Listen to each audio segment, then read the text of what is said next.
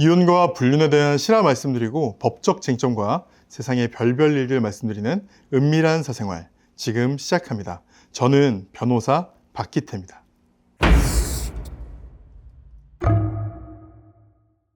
단란한 가정, 환하게 웃는 남편이 있습니다. 아내한테 용돈도 후하게 줍니다.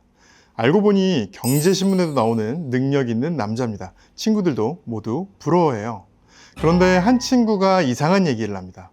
이 얘기를 하는 게 좋은지 모르겠는데 라고 말을 꺼냈는데요.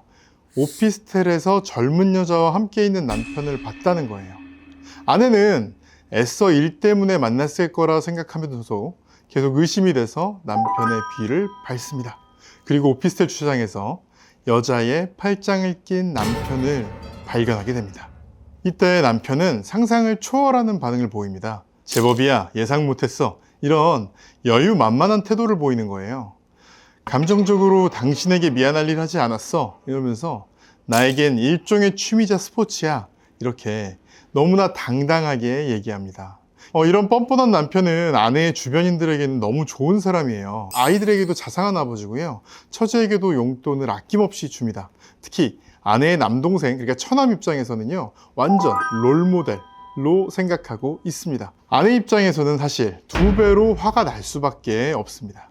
어느 날 처남이 여자친구를 소개한다고 자리를 마련합니다. 이 자리에서 인사를 나누는데요. 어째 표정이 이상합니다. 뭘까요? 바로 아까 오피스텔에 함께 있던 남편의 상간녀였습니다.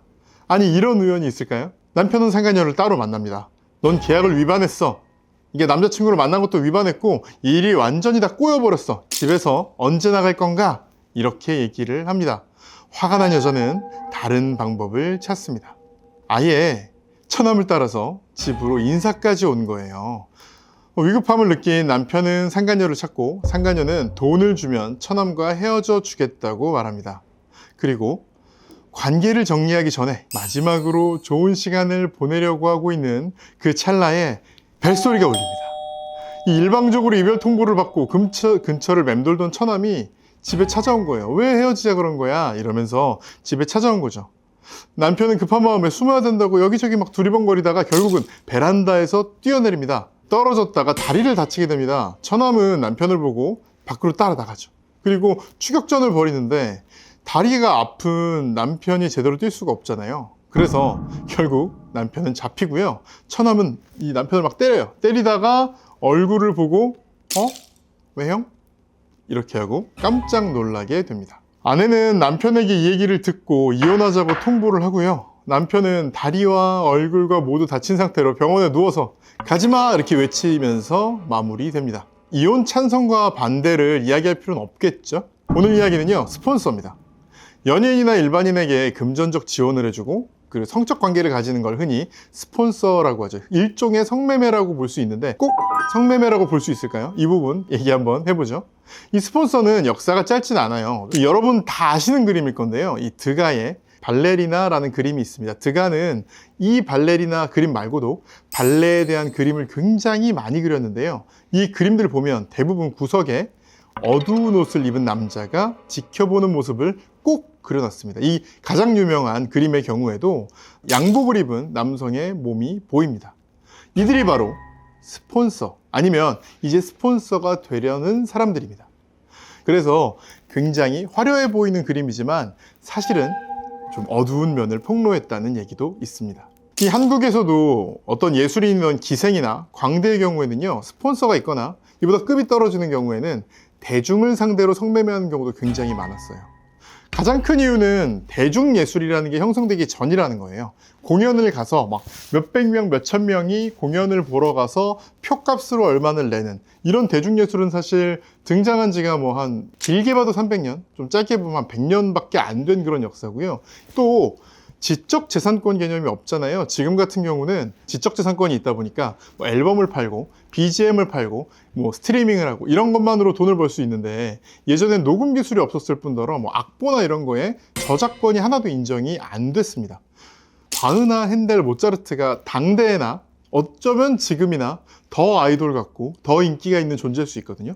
근데 이 사람들은 사실 지적재산권으로 수익을 못 얻다 보니까 보통 스폰서에 매달렸습니다. 여기서 말하는 스폰서는 뭐 성적 관계랑 연관되는 스폰서는 아니고요. 근데 어쨌든 후원자가 있었고 이 후원자들을 통해서 운영이 됐습니다. 그런데 재밌는 건 대중예술이 굉장히 형성된 현재에도 이 스폰서는 굉장히 성행하고 있습니다. 사실 광복 이후에 잊을만 하면 이런 스폰서 사건이 터져요.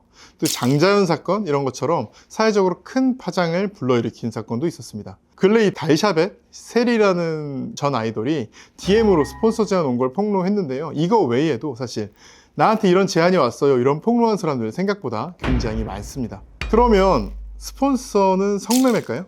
두 개의 상반되는 판례가 있습니다. 공교롭게도 두 개 다 2016년 사건인데요. 첫 번째는 성현아 사건입니다.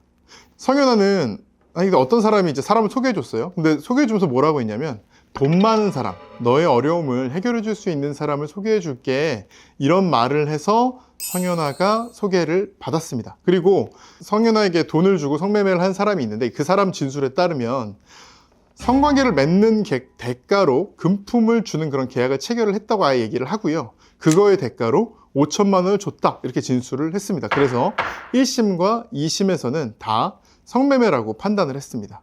그런데 대법원에서 판단이 뒤집혀요. 이게 굉장히 중요한 법리를 얘기한 건데요. 뭐냐면 성매매는 불특정인을 상대로 한 행위다. 그러니까 이걸 불특정인을 상대로 하겠다, 이랬을 때 성매매라는 거예요. 만약에 내가 돈을 받긴 받았지만 이 사람과 이 사람이 마음에 드는 경우에만 성관계를 맺는다거나 혹은 그런 어떤 관계를 장기적으로 지속한다거나 이런 경우는 성매매가 아니라고 본 거죠. 여기까지 얘기 들어보시면 사실 스폰서는 성매매가 아닌 걸로 들리잖아요. 그럼 그럴까요? 상반되는 판례가 동일한 해에 또 있었습니다. 이 판례는 여러분들 다들 아실 수 있을 거예요. 가수 진아 사건입니다. 이 진아는요, 특정 사업가를 통해서 3,500만 원을 받고 해외 원정 성관계를 맺은 혐의로 기소돼서요, 200만 원의 벌금형을 받았습니다. 이 진아는 성관계를 한 것도 인정하고 돈을 받은 것도 인정을 했는데, 이거는 순수한 소개팅이었다, 나는 성매매를 한 게 아니다, 이렇게 얘기를 했고, 순수한 소개팅이었는데 그날 마음이 맞아서 이제 관계를 하게 된 거다, 이렇게 주장을 했는데요. 재판부는 이걸 인정하지 않고 성매매라고 본 거죠. 여기까지 보시면 큰 차이 하나가 발견이 됩니다. 이게 뭘까요? 뭐냐면 불특정인, 그러니까 내가 잘 모르는 어떤 사람을 만나서 성관계를 하려고 의심될 수 있으면 성매매가 되지만, 설령 돈을 받고 성관계를 하자 이런 계약이 있다고 하더라도 약간 교제의 여지가 있고 미리 그 전에 이렇게 연락을 한다거나 그런 것들이 있으면 성매매로 인정될 여지가 훨씬 줄어든다는 거죠. 이런 스폰서 여자만 있는 건 아닙니다. 특히 유명한 사건이 태진아, 이제 조방원 씨의 경우인데요. 1975년 이 태진아 씨가 21살이었는데 이때 현대건설 사장 부인과 여러 차례 관계를 하고요, 600만 원의 돈을 받았습니다. 그때 그러면 태진아 씨는 성매매로 처벌받았을까요? 이때는 간통죄가 있던 시절이고요. 애초에 이 현장 적발 자체가 그 현대건설 사장님께서 간통죄 적발을 하다 걸린 거라서 애초에 기소와 고소가 다 간통죄로 들어갔습니다. 그래서 이 사건은 간통으로 처벌을 받았는데요.